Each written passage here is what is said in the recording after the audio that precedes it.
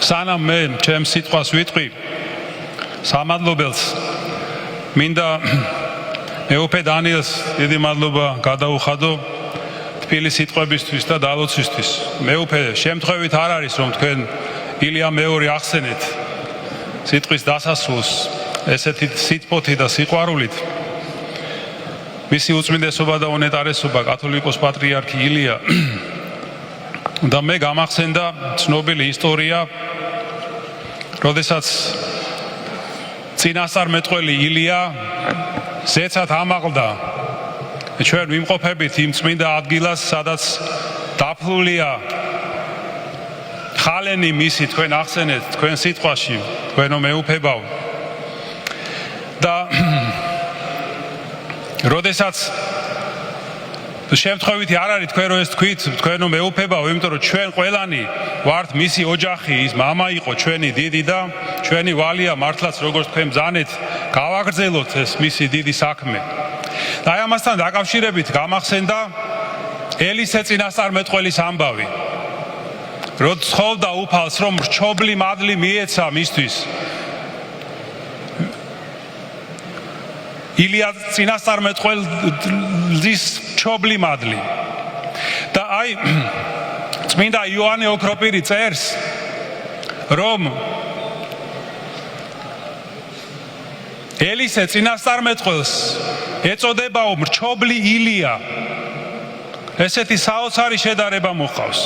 საოცარი სახელს უწოდებს. რჩობლი ილია. იმიტომ რომ ისო ევედრებოდაო, რომ რჩობლი მადლი მიიღო ვიდრე ილია წინასწარმეტყველს. მაგრამო ამას იმიტომ კი არ ევედრებოდაო, რომ უნდოდა რაიმეში გაჯიბრებოდა, ან ეჯობა, ან ილიაზე უკეთესი ყოფილიყო. არა, არამედ იმიტომ ითხოვდა რჩობლ მადლს, რომ გრძნობდა, რომ ორმაგად და სამმაგად უფრო უძლურია ილიასთან შედარებით. აი სწორედ ამიტომ ითხოვდა რჩობლ მადლს. და ამიტომ ეწოდა მას რჩობლი ილია. და აი თქვენ რომ ახსენეთ მისი უწმინდესობა და უნეტარესობა, მე ძალიან გამეხარდა, ვინაიდან ჩვენ სწორედ ყველამ უნდა ვითხოვოთ უფლისგან ეს რჩობლი მადლი, ვიდრე მას ქონდა, რომ ღირსეულად გავაგრძელოთ ჩვენი საეკლესიო ცხოვრება.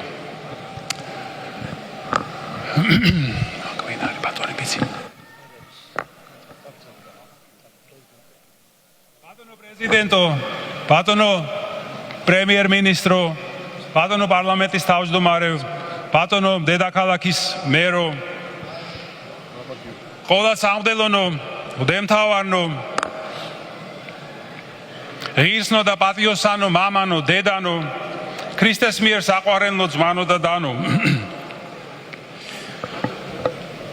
დიდია მადლი და წყალობა უფლისა ამ ღვთივკურთხეულ დღეს აქ სვეტიცხოვლის წმინდა ტაძარში თქვენს წინაშე მდგარი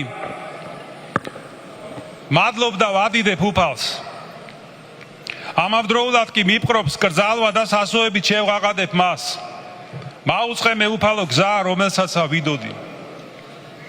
სასოებ და მუხტს ვიყრი ყოვლად მოწყალე ღვთის წინაშე, რომლის განგებულებით საქართველოს მართლმადიდებელი ეკლესიის დიდმა კრებამ დამადგინა ანდრია პირველწოდებულის მიერ საფუძველ დადებული უძველესი ეკლესიის კათოლიკოს პატრიარქად. არავინ თავი თვისით მოიღის პატივი, არამედ რომელი წოდებულ არ ღმრთისა მიერ, ამბობს მოციქული პავლე. და მეც განცდელი ამ პატივის სიდიადისა და სიმძიმისა, სრულად ვარ მინდობილი ყოვლადწმინდა სამებას, რადგან ამ ჯვრის ტვირთვა ღვთის შეწევნის გარეშე კაცთათვის შეუძლებელია. მაგრამ მანუგეშებს და მამხნევებს უფლის სიტყვები არა დაგიტეო, არცა დაგაგდო შენ. 2000 წელზე მეტი გავიდა მას შემდეგ, რაც წმინდა მოციქული ანდრია პირველწოდებული ყოვლადწმინდა ღვთისმშობლის ლოცვა-კურთხევით გამოემართა საქართველოსკენ. რათა უფლის კვართის მფლობელი ერი ქრისტეს ნათელს ზიარებულიყო. სწორედ უფლის ცოცხალი სიტყვით პოვა ქართველმა ხალხმა თავისი ნამდვილი სახე და ჭეშმარიტი ბუნება. საუკუნეებია იღწვის, იბრძვის, ნაწილებად იხლიჩება, მაგრამ მაინც ერთიანდება ჩვენი ქვეყანა. კარგავს ძვირფას მამულიშვილებს, მაგრამ კვლავ მრავლდება, ეცემა და ისევ ფეხზე დგება, რადგან მოციქულის ღვაწლით განათლებულმა თავის გულში ღრმად დაიმარხა უფლის სიტყვა და უკუნისამდე არ იხილავს სიკვდილს.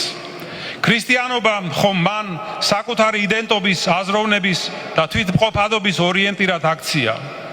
სიმბოლურია, რომ დღეს ჩვენი ეკლესია ყოვლადწმიდა ღვთისმშობლის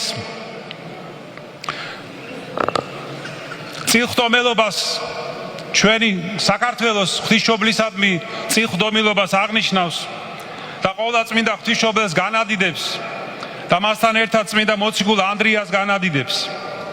ასეთ წუთებში განსაკუთრებით სასოებთ მათ და ლოცულობთ, რომ უფლის დედის წილხდომილობა და მადლი მაცხოვრის მიერ პირველ წოდებული მოწაფის სიტყვის ძალა არასდროს მოკლებოდეს ჩვენს ერს და ეკლესიას.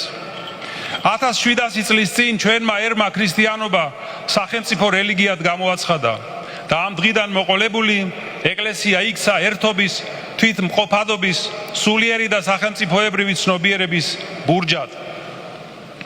თანამედროვე ცხოვრება ახალი სირთულეების წინაშე გვაყენებს. ადამიანთა გულები გაუცხოვებული და გაციებულია. ათასგვარი საცდური ანაცვლებს რწმენას, ზნეობრივ ფასეულობებს, ოჯახს და საყვარელ ადამიანებს. ამიტომ ერთიორად მძიმეა ეკლესიის წყემსთავრობის ტვირთი.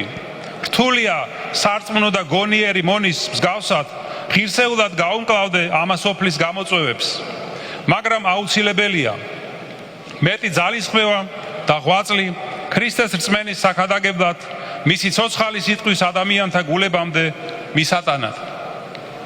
ამიტომ გმართებს თანაბრად გავიზიაროთ ხალხის სიხარულის და ტკივილიც, ვემსახუროთ და საყრდენად ვექცეთ მათ, რადგან ეკლესიის ძალა მხოლოდ სიტყვაში არ არის, მისი მოწოდება ქრისტეს მიერ სიყვარულსა და ერთმანეთის სიმძიმის ტვირთვაშია.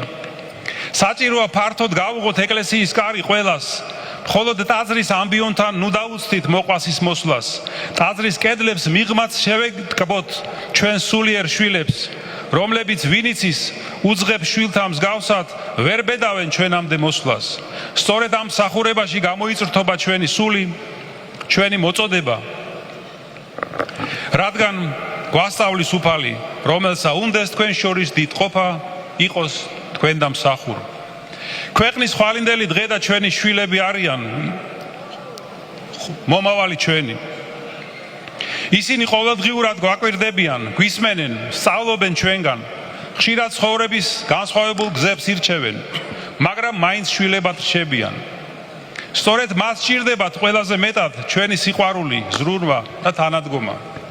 მათში უნდა განმტკიცდეს ქრისტეს რწმენა, ეროვნული ფასეულობები, ტრადიციებისადმი პატივისცემა, პასუხისმგებლობის განცდა ერისა და ეკლესიის წინაშე. ეს კი ისევ და ისევ ჩვენ უნდა გავაკეთოთ.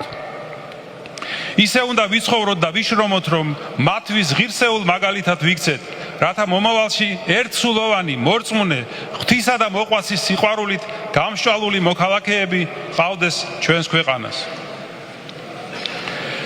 აუცილებელია განათლება, საზოგადოებრივი ცხოვრება და ყოველდღიური საქმიანობა დაფუძნებული იყოს არა მხოლოდ ლიტონ ცოდნაზე, არამედ ქრისტეს მიერ სიყვარულსა და სულიერ ფასეულობებზე, რათა როგორც გვასწავლის წმინდა წერილი, ყოველნი ერთ იყვნენ.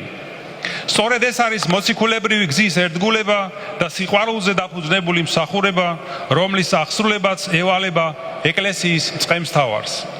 ამიტომ დღეს დიდი მოციქულებრივი და სულიერი მემკვიდრეობის წინ მდგარი, შვილებრივი სიყვარულით ვიყრი მუხს ჩემს წინამორბედ დიდ კათოლიკოს პატრიარქთა ღვაწლის წინაშე და შევთხოვ მათ ნეტარ სულებს მომცენ ძალა და შეწევნა, რათა მათ მსგავსად, როგორც კეთილმა მწყემსმა შევძლო სული დავდო ცხოვართა ჩემთათვის და მორჩილად ვზიდო პატრიარქობის მძიმე ჯვარი, როგორც უღელი ტკბილი და ტვირთი მსუბუქი.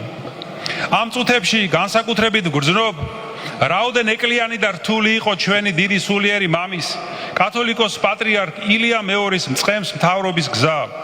როგორც მორჩილ და მოყვარულ შვილებს გმართებს მოუფრთხილდეთ მის სულიერ მემკვიდრეობას და გავაგრძელოთ მისი გზა, გზა ღმერთის, სამშობლოს და ადამიანის მსახურებისა.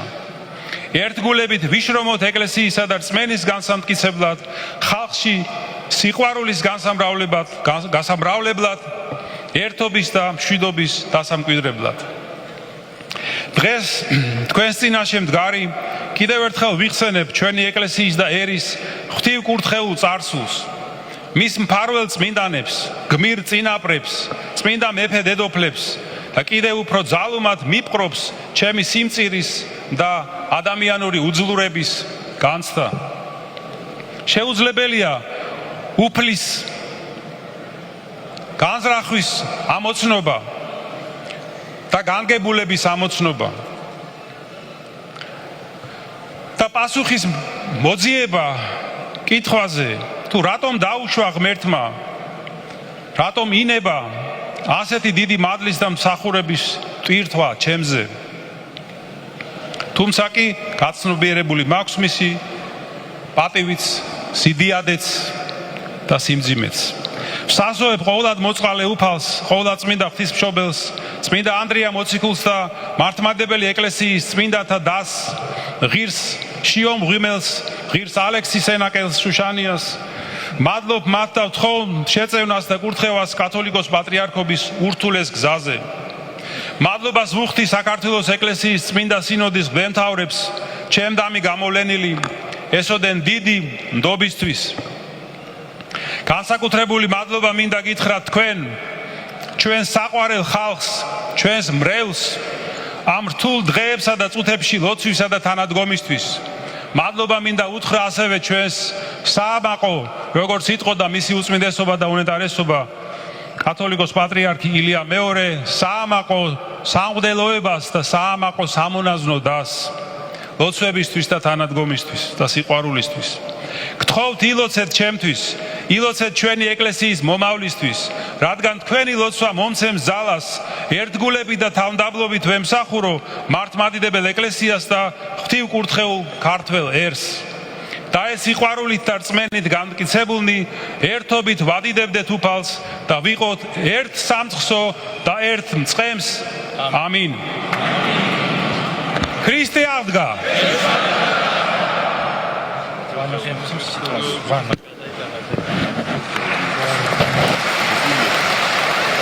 აქ არის